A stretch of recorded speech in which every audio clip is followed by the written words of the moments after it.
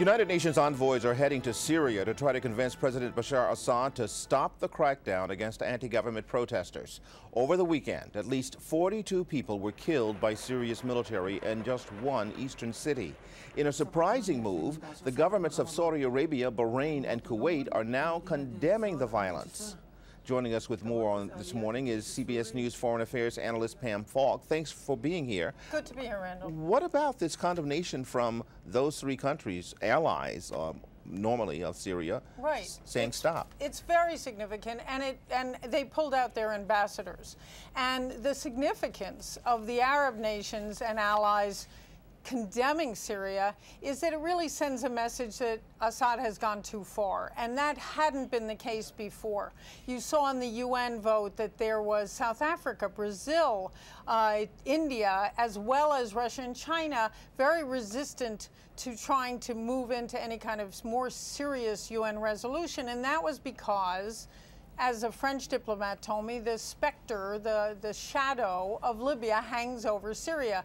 Many of these allies want to make sure there is no military confrontation, but they're also saying Assad has to stop a very brutal crackdown.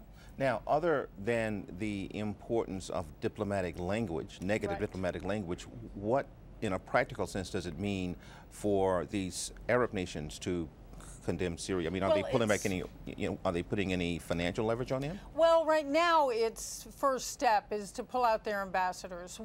Turkey has been out front condemning Syria for a long time. What they're doing is first pulling out their ambassadors and then beginning the negotiations. And I think what you will see is those countries, both Bahrain, Saudi Arabia, Kuwait, also joining in some of the UN and U.S. sanctions. There have been very strong European sanctions, and there's a move afoot in the United States to add more, the bipartisan effort to increase the U.S. sanctions. Based on what you know about Assad, do you think he will bend at all to this kind of pressure?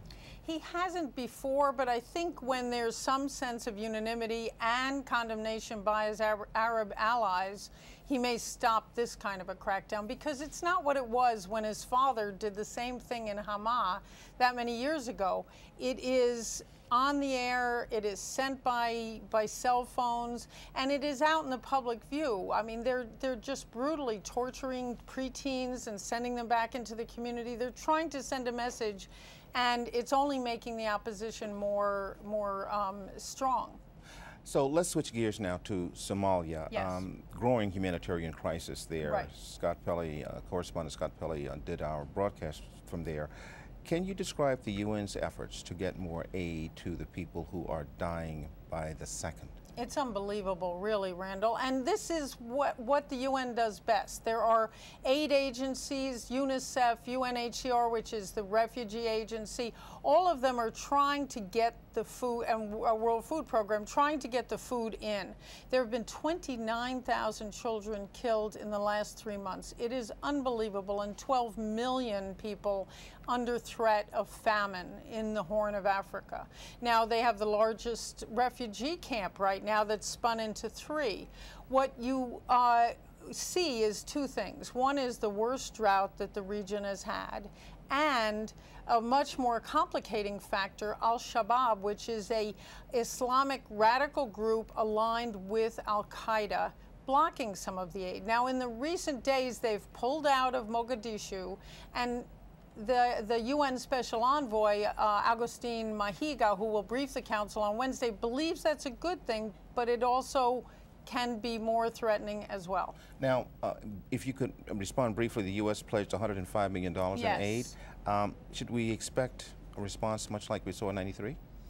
No, one would hope. This is all going through not only the UN aid agencies, but it's also being accompanied by the African Union peacekeeping forces and the military forces that are authorized by the UN. So they're trying to get this aid in. It seems like it may be less blocked with Al-Shabaab, the terrorist group, leaving, but it's an uphill battle. '93 was bad enough, wasn't it? Yeah, absolutely. CBS News foreign affairs analyst Pam Falk, thank you very much for your insight. My pleasure, Randall. Good to be here.